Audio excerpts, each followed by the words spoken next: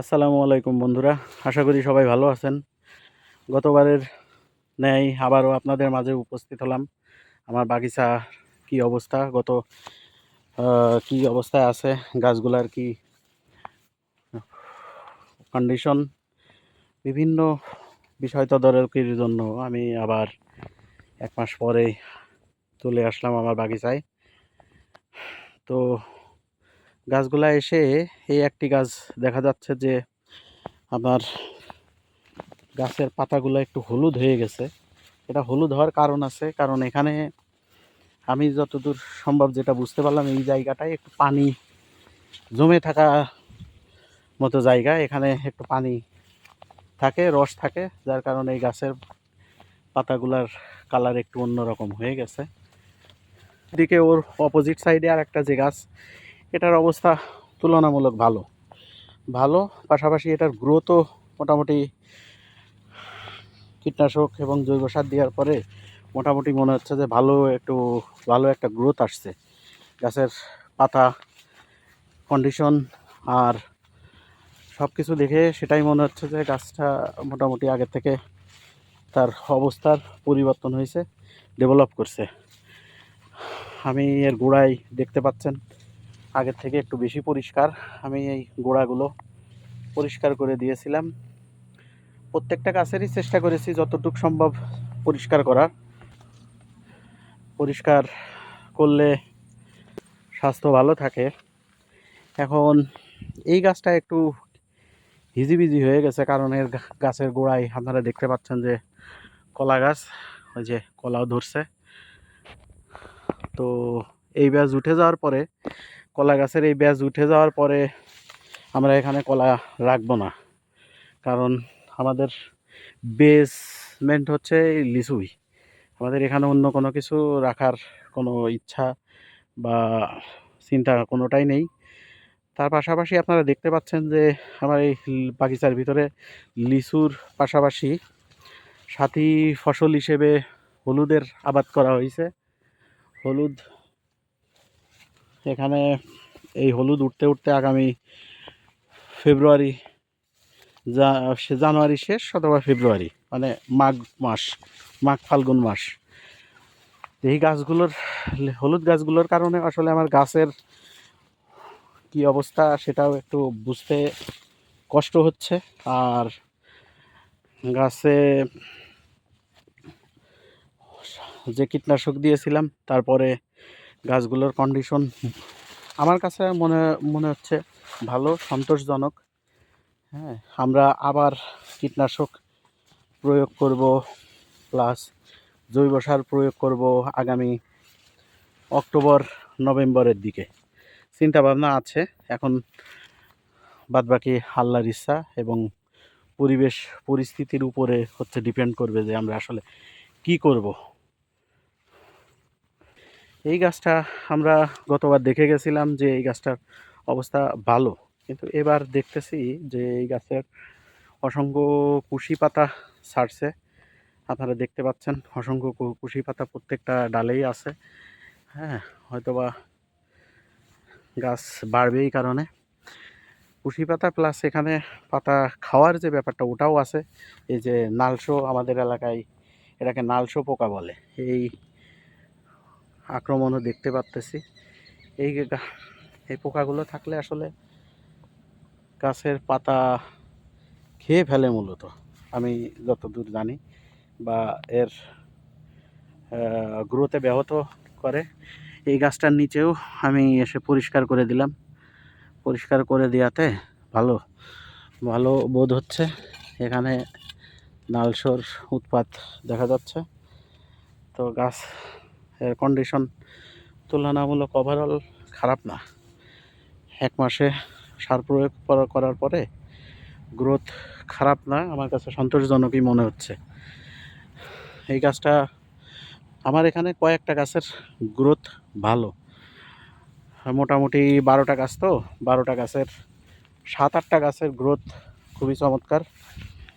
তাদের বাড়ান্ত বা তাদের গাছের হেলথ, স্বাস্থ্য দেখলে আসলে বোঝা যায়, গাছ দেখলেই মোটামুটি বোঝা যায় যে গাছের কন্ডিশন কি। আপনার আপনি যদি দীর্ঘদিন একটা যে কোনো জিনিসই দীর্ঘদিন আপনি অবজারভেশনে রাখলে আপনার মোটামুটি নলেজ তৈরি হয়ে যাবে যে আপনি ওই গাছের কী অবস্থা, গাছই হোক আর যেটাই হোক, পশু পাখি যেটাই হোক, আপনি তার যদি কোনো সমস্যা বা যদি কোনো ফাইন্ডিংস পান সেটা আপনি সরাসরি বুঝতে পারবেন যে আসলে এটা সমস্যা বা করণীয় কী। তা আমি এসে সত্য কথা বলতে আমার কয়েকটা গাছে একটু পাতা যে কোঁকড়ানো রোগ, এটার প্রাদুর্ভাব দেখতে পেলাম। এটা আসলে এর সমাধান কি, ট্রিটমেন্ট কি, আমি এটা নিয়ে একটু স্টাডি করতে হবে আমাকে। তারপরে আমি সেটাকে ইমপ্লিমেন্ট করব আর কি। তাহলে তারপরে বোঝা যাবে যে এটার কি অবস্থা। আমি এই গত কিছুদিনের মধ্যেই এই গাছগুলোতে কয়েকটা গাছে আপনার পাতা খাওয়ার বা পাতা কোঁকড়ানোর যে প্রবণতা বেশ বেড়ে গেছে দেখা যাচ্ছে। তো আমি এসেই এই গাছগুলো সবগুলোতে গোড়া পরিষ্কার করে দিয়েছিলাম। কিছু কিছু গাছের গোড়া পরিষ্কার করা লাগেনি, যেমন এই গাছটা গোড়া মোটামুটি ফ্রেশই আছে, পরিষ্কার করা লাগেনি। সবচেয়ে ভয়াবহ অবস্থা হচ্ছে আমার এই হাঁসফল গাছের। আমি খুবই ব্যথিত। এই গাছটার পাতা কোনো ডালে এমন কোনো অবস্থা নেই যে পাতাগুলো আছে। হ্যাঁ, কুশি পাতা ডাল যা ছিল সবই মোটামুটি পোকায় খেয়ে সাবার করে দিছে আর কি। এটা বর্ষাকালে হতে পারে, আমার যেটা মনে হচ্ছে বর্ষাকালের কারণে, অতিরিক্ত বর্ষার কারণে এরকম সমস্যা সম্ভবত হতে পারে। আমি তারপরেও বিষয়টা নিয়ে একটু অ্যানালাইসিস করব আর কি। তো এই গাছটা হচ্ছে আশফল গাছ। আমি একটা গাছই শখের বশে লাগিয়েছিলাম। এটা আশফল আমাদের মানে আঞ্চলিক ভাষায় আশফল বলে, আর এটার লঙ্ঘন নামে সবাইকে অধিক পরিচিত আর কি। এই গাছটা লঙ্ঘন, যেটা বর্তমান গত বছরে লঙ্ঘনের একটা ব্যাপক বাজার গেছে, আপনারা জানেন। এক একটা লঙ্ঘন 2 টাকা করেও বিক্রি হয়েছে, বড় সাইজের। তা আমার ওইটা হলো থাই লঙ্ঘন। তো এটা আমরা আশা করতেছি আর 1 বছর পর থেকে, 1 থেকে 2 বছর পর থেকে এটা ফল দেওয়া শুরু করবে আর কি।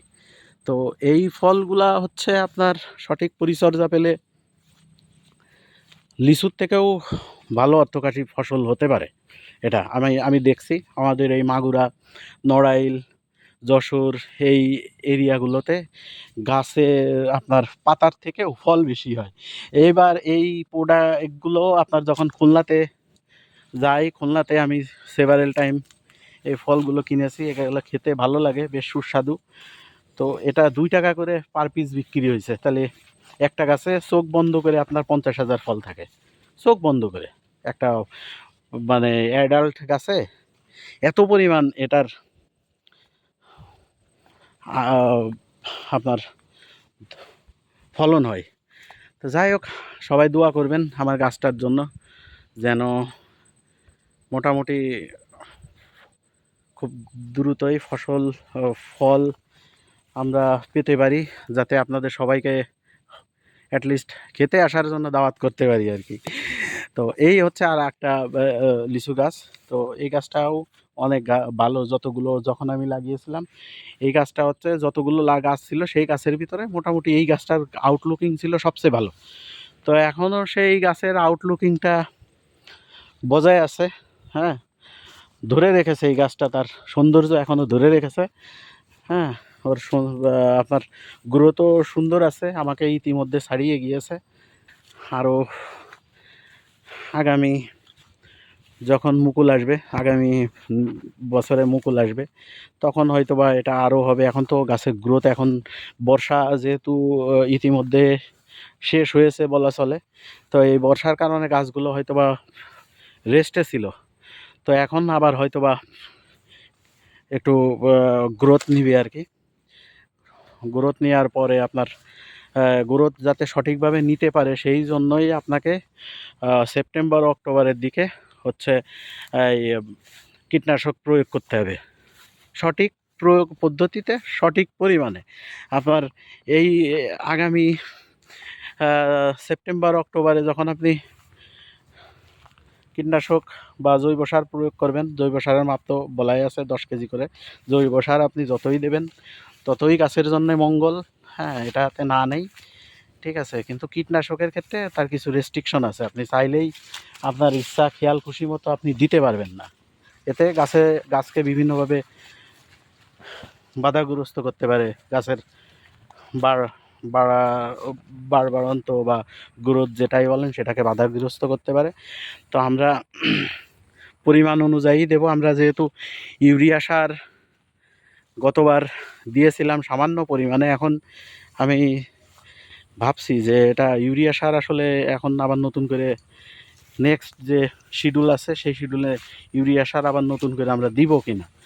হ্যাঁ, তো আগামীতে আমাদের পরিকল্পনা আছে যে আপনার গাছগুলোতে পটাশিয়াম, সালফার, তারপরে জৈব সার, ব্রোন, তারপর হিউমিক অ্যাসিড,